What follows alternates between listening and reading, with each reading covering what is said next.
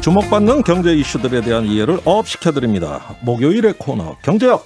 오늘은 최이배 전 의원, 이총희 회계사 두 분 나오셨습니다. 안녕하세요. 안녕하세요. 자, 지금 대통령 미국 이제 방문해서 나오는 경제 이슈들도 지금 큼직큼직한 게 많습니다. 그런데 오늘은 조금 국내적인 현안을 먼저 좀 풀어볼까 해요. 먼저 최저임금 이야기 하시겠다 그랬네요. 그런데 이 논의 제대로 완전히 꼬여버렸죠?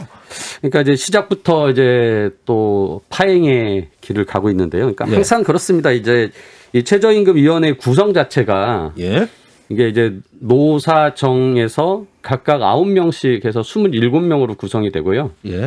특히 이제 노동계 쪽에서 9명을 또 추천한 것은 민노총과 한노총이 이제 각각의 대규모 노조다 보니까 추천을 하는데 이제 항상 그게 있습니다. 이제 민노총과 한노총 중에 누가 제1노조냐, 노총이냐라는 거를 연말에 이제 조합원 수로 확정을 해요. 근데 이제 지난 연말로 봤을 때는 민노총 조합원 수가 더 많았기 때문에 민노총이 제1노총이고 그래서 아무래도 민노총에서 추천하는 사람 몫이 9명 중에 5명, 한노총이 4명 이렇게 가는 게 상식 아니겠냐라고 민노총이 이제 문제 제기를 했는데 근데 이번에 한노총에서 추천한 사람이 5명, 민노총이 4명이 됐어요. 그래서 이제 민노총이 그래서 지금 그 위원회에 참여를 안 하는 불참하는 그래서 불참을 했는데 그러면 요구 사항은 뭐예요? 위원들을 어떻게 해달라는 겁니까? 지금 민노총에서 이제 가장 문제 제기를 하는 것이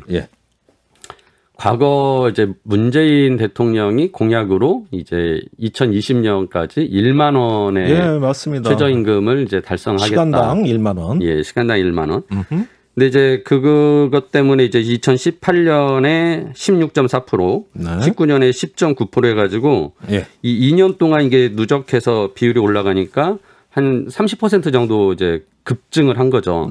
그래서 이제 결국은 그것 때문에 또 부작용이 좀 발생을 하고 그래서 결국은 이제 20년에 2.9%, 그다음에 올해 이제 21년에 1.5% 굉장히 적은 그 인상을 이제 그러니까 집권 초에 했죠. 굉장히 많이 올렸다가 조금 중간에 어려워지니까 거의 동결이 된. 그렇죠. 이렇게 극심한 변화예요.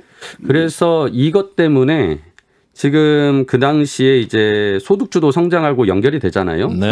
그 문재인 정부의 정책하고 그때 이제 워낙 부작용이 심해서 저항이 심했고 하다 보니까 문재인 대통령도 1만 원 공약을 포기했어요. 선언을 하셨거든요. 근데 이제 민노총 입장에서는 아무튼 그 1만 원 그 공약을 아무튼 지켜야 된다라는 걸 주장을 하면서 작년하고 작년하고 올해 인상분을 너무 적게 올린 것을 주도했던 위원들, 정부 측 위원들이죠. 공익위원이라고 하는데요. 그분들을 위원회에서 빼달라라는 게 또 민노총의 주장이었어요. 근데 이미 이제 그거를 그분들은 연임하는 걸로 이미 대통령이 위촉을 했습니다. 그래서 이제 민노총에서는 또 그거에 대해서 반발을 하고 있고요.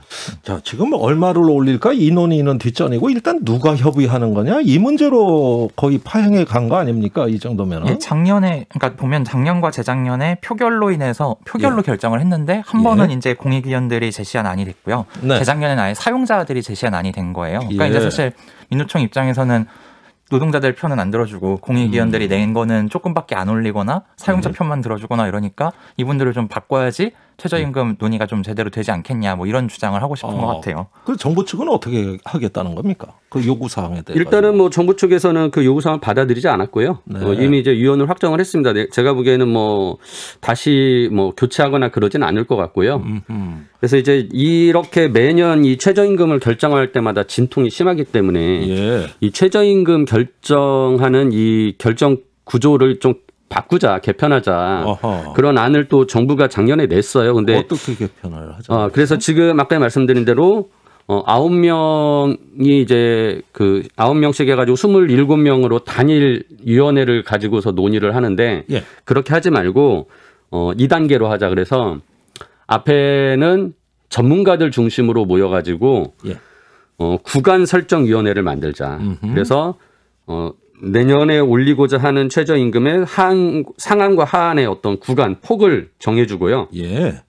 그 폭 안에서 다시 결정위원회가 따로 있어가지고 예. 거기서 이제 최저임금을 정하는 걸로 할 때는 거기는 이제 노사정 결정 방식이 다르네요. 그렇게 하자라고 지금 했는데 아직 이거 개편되지는 않았고요. 네. 정부 아닙니다 지금. 예. 네. 구간부터 먼저 설정해 그걸 정해놓고 세부 수치는 나중에 하자. 그렇죠. 근데 사실 지금도 사용자랑 근로자들이 제시한 게 있으니까 그게 어떻게 보면 구간처럼 되고 공익위원들이 사실 그 사이에서 내고를 하는 약간 그런 느낌으로 결정이 되기 때문에 이 정부안이 되는 것도 어떻게 보면 또 비슷한 상황으로 가지 않을까 싶기도 합니다. 알겠습니다. 이 정부의 집권 전반기는 거의 이 문제로 뭐 날새고 날졌다 할 정도로 논쟁이 많았고 예. 또 지금 소득주도 성장은 유지되는 건지 폐기되는 건지 이런 부분도 지금 논란거리입니다. 맞습니다. 다음번에 이 문제는 조금 더 다룰게요. 중대재해법 문제로 좀 넘어가고 싶어요. 예. 그 내년 1월 시행되죠. 그런데 그렇죠. 벌써 반발이 뭐 도처에서 일어나고 있고 과잉입법이라는 거예요. 그러면서 이게 뭐 기업 다 망한다 이런 어떤 얘기까지도 나오고 있어요. 이런 상황 어떻게 지금 진행되고 있는지 좀 설명해 주시죠. 그러니까 기업들 입장에서는 뭐 거칠게 얘기하자면 제가 봤을 때 기업들의 주장은 약간 이건 재수 없으면 걸리는 법이다 이런 생각을 하는 게 아닐까라는 생각이 저는 들어요. 그러니까 이게 뭐 지금 처음에 정의당하는 사실 뭐 3년 이상의 징역이었는데 이것도 낮아져서 이제 노동계나 이쪽에서 많이 반대를 하는 부분이 있는데 네. 기업들은 이제 이런 것들이 있으면은 뭐 자기들이 어떻게 걸릴지도 모르겠고 너무 모호하고 이러니까 이제 뭐 본인들 입장에서는 되게 위험한 법이다. 그러니까 이게 잘하면 좋은데 뭐 나중에 자기들을 탄압하는 수단으로 쓸 수 있다. 뭐 이런 얘기를 하고 싶어하는 것 같은데 아니 탄압이고 뭐고 간에 사람이 죽어가고 있잖아요. 그렇죠. 저도 지금 탄압이 중요한 겁니까? 사람 목숨이 중요한 겁니까? 사람 목숨이 훨씬 중요하죠. 그래서 사실 이런 기업들의 저도 반론이 상당히 문제가 많다는 생각을 하고 그러면 본인들이 뭔가 합리적인 대안을 제시해야 되는데 항상 이런 논의가 보면 그냥 나는 힘들다 얘기만 하지 어떤 합리적인 대안이 제시가 되지 않아요. 그러니까 징역형이 싫다. 그러니까 저도 모든 걸 형사 책임으로 가는 건 잘못됐다라고 생각을 하거든요. 근데 만약에 그렇게 안 하려면 상시적으로 기업들이 그런 노동 조건이라든가 이런 거에 대해서 감독을 강하게 받고 잘못했을 때 과태료도 내고 과징금도 내고 이래야 돼요. 근데 기업들이 또 그러면 일상적으로 자기들은 효율성을 중심에 두고 기업 운영을 하는데 자꾸 뭐 벌금 내라 과징금 내라 저희가 얼마 전에 남양념 얘기할 때도 뭐 공장 문 닫으면은 뭐 거기에 연계된 낙농업가들이 다 죽는다 뭐 이러면서 그렇게 핑계를 대잖아요. 그러니까 이런 식으로 계속 본인들이 거부를 하니까 사실 결국 자꾸 이런 징역형이나 이런 쪽으로 갈 수밖에 없는 거거든요. 그러니까 아이고 참. 그러니까 그 뭐 입찰 자격을 제한한다든가 다른 어떤 페널티를 주려고 그러면 또 그쪽은 문제고. 그렇죠. 그러니까 나중에는 벌칙밖에 남는 게 없거든요. 그렇죠. 아무것도 안 하겠다고 하니까 이렇게 된 거라서 사실 좀 기업들이 이런 부분에 있어서 좀 생각을 많이 바꾸고 자기들도 그러니까 물론 기업 입장에서는 효율성이 중요한데 세상이 효율성만 갖고 돌아가는 건 아니잖아요. 그렇기 때문에 본인들도 충분히 대안을 내놓고 나서 이제 이런 거에 대해서 거부 반응을 보이거나 반대를 해야지 사람들이 공감을 해주지 그냥 무조건 이렇게 안 된다라고 하면 사실 자 그러니까 문제를 해결하기 위한 의지가 모여지면 해결될 것 같은데 자꾸 이렇게 빠져나갈 꽁리만 하다 보니까 산업재해 오명을 못 벗은 거 아닙니까? 그렇죠. 우리나라가 그렇죠. 이게 지금 시행령도 만들고 있다는데 이것도 어떻게 될지 모르겠어요. 그러니까 시행령을 지금 정부가 이제 만들어서 그러니까 내년 1월에 이제 시행이 되니까 법이 그 전에 이제 시행령을 만들어야 되고 최소한 시행령을 뭐 이제 몇 달 전에는 만들어 놓아야 되니까 그래야 또 기업들도 그거에 맞춰서 준비를 할 거 아닙니까? 그래서 이제 최대한 빠르게 뭐 6월 안에는 지금 정부가 시행령을 만들어서 내지 않을까 싶은데요. 그래서 이제 시행령 안에 이제 담겨지는 내용들이 이제 거기서 또 기업들에게 있어서는 되게 그 규제의 어떤 범위나 폭이 이제 좀 다르게 느껴질 수 있는 거거든요. 그래서 지금 기업들이 이제 그런 또 반발을 하고 있는데, 그러니까 이제 산업재해에 대해서 특히나 이제 사망사고에 대해서는 굉장히 엄격하게 그 징역 1년 이상이라고 했어요. 그러니까 무조건 1년 이상은 징역을 가는 거예요. 그 산재사고가 발생하면.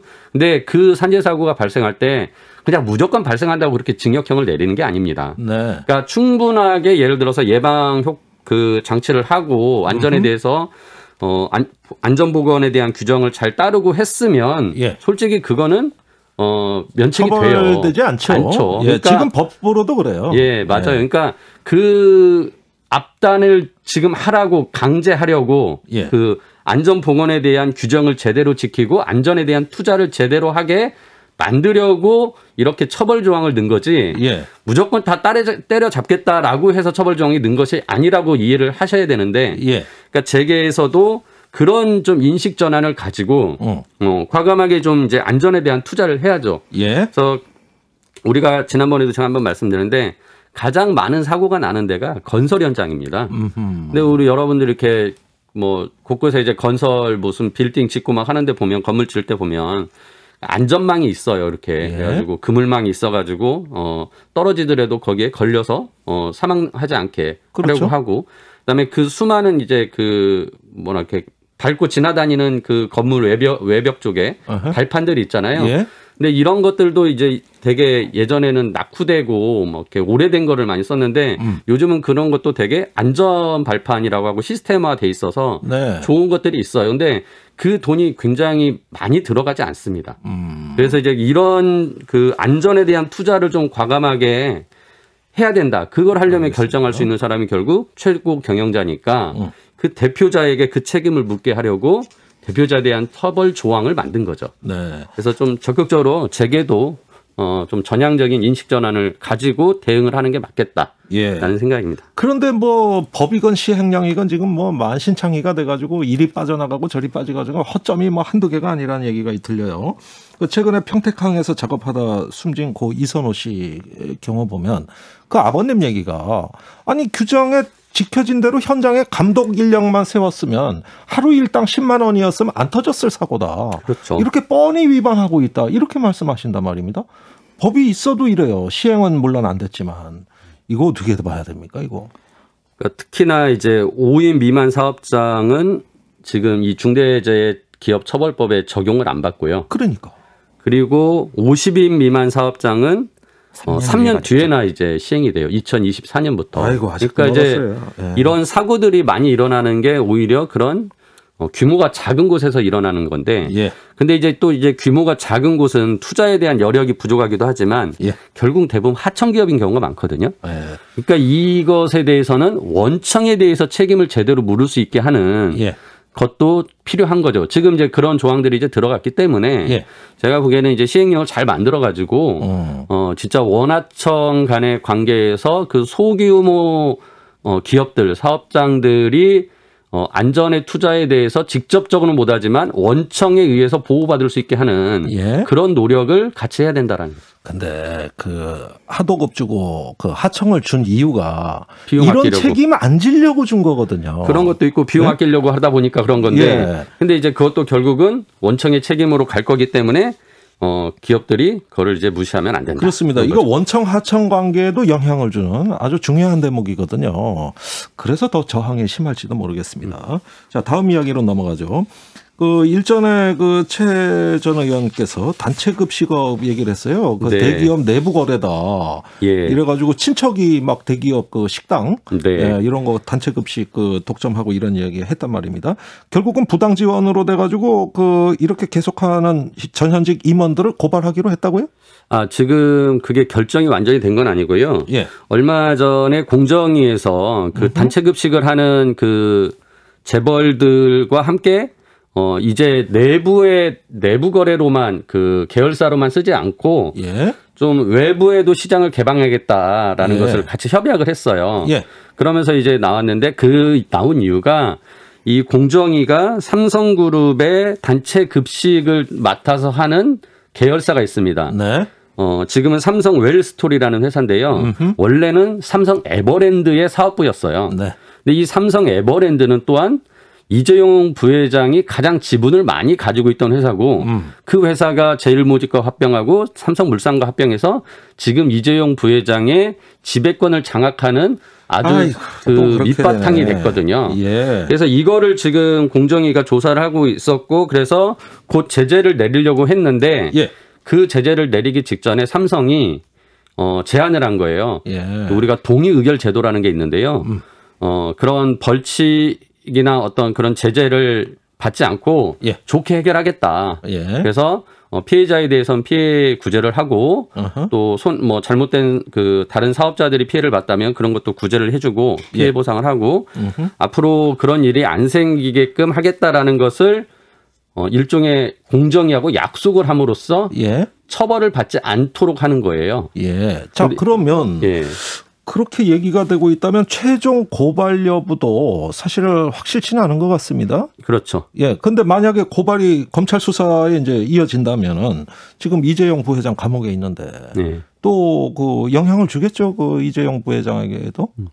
근데 뭐 지금 이게 어쨌든 일감 몰아주기로 인해서 그 에버랜드의 기업 가치나 이런 것들에 영향을 줬던 부분들이 있으니까 그 부분에 있어서는 뭐 일정한 영향이 있을 수도 있을 것 같고요. 근데 뭐 현재로서는 이제 물산에서 물적 분할을 해서 별도의 자회사로 나와 있기 때문에 또 지금 시점의 상황은 조금은 달라졌지만 또 그 물산도 어쨌든 이재용 부회장이 최대 주주이기 때문에 뭐 그런 측면에서는 또 영향이 있을 수도 있을 것 같습니다. 그러니까 기업 승계의 정당성이 점점 더 훼손되는 거 아닙니까? 네. 예, 그런 면에까지 영향을 줄 수 있다고 보는 거예요. 지금 상황에서는 이제 삼성이 이거를 이렇게 그 동의 의결이라는 방식으로 제안을 한 거는 그러니까 이재용 부회장이 지금 수감돼 있고 또 분식회계 사건 삼성바이오로직스 분식회계 사건으로 또 지금 재판 중이고 근데 또 이것마저도 이재용 부회장에게 직접 고발이 될지 안 될지는 모르겠지만 일단 임원들 전직 임원들에 대해서는 고발을 하려고 했다라는 게 이제 이번에 공정위의 입장이었거든요. 그게 이제 나타나면 이재용 부회장한테도 굉장히 부담이 되는 일이 되는 거죠. 그래서 그 부담을 덜게 하려고 먼저 이렇게 좀 선수를 친 거죠. 동의의결 제도라는 걸 이용해서 우리가 이렇게 앞으로 잘할 테니까 이번에는 처벌하지 않게 해줘달라고 한 건데 이걸 이제 공정위가 심사를 해가지고 결정을 곧 할 겁니다. 알겠습니다. 다음 주쯤. 그래서 그때 보면 또 내용을 알 수 있을 것 같습니다. 자, 청취자분들 문자 올라오고 있어요. 8124님, 중소건설 현장에서 40년 근무한 엔지니어입니다. 중소건설사에서는 안전관리비조차 제대로 지출하지 않아요. 안전에 대한 비용만이라도 제대로 지출해도 재해는 줄어들 겁니다. 이렇게 말씀하시네요. 네. 자, 이게 현실입니다, 여러분. 아이고, 앞으로도 또 저희가 방송으로 전해드릴 내용이 많습니다. 오늘은 여기까지 듣겠습니다. 최이배 전 의원, 이총희 회계사 두 분 말씀 감사합니다. 네, 감사합니다.